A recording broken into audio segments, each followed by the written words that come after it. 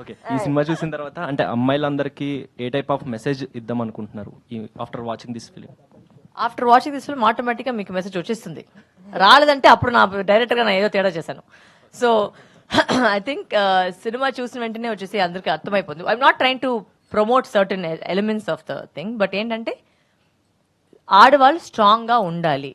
మేము ఏంటంటే ఏదైనా తప్పు జరిగితే వెంటనే వచ్చి మేము షైగా వెళ్ళేసి మేము తప్పు చేసినట్టు మేము ఫీల్ అవ్వకూడదు. చుట్టూచ్చిన వాళ్ళు కూడా, సొసైటీలో సమాజంలో ఉన్న వాళ్ళు కూడా ఆడవాళ్ళని వచ్చి మేము తప్పుగా చూడకూడదు. ఎవడు చేస్తాడో వాడిని వచ్చి తను తప్పు చూపించాలి, వాడిని షేమ్ చేయాలి, వాడికి పనిష్మెంట్ రావాలి. సో అది నేను చెప్పే విషయం.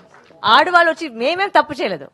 You know the idea of the whole film is that you know when something happens to అయ్యో అయిపోయింది షు అయ్యో మాట్లాడింది ఎందుకు షూ ఉండాలి, మేమేం తప్పు చేసాము?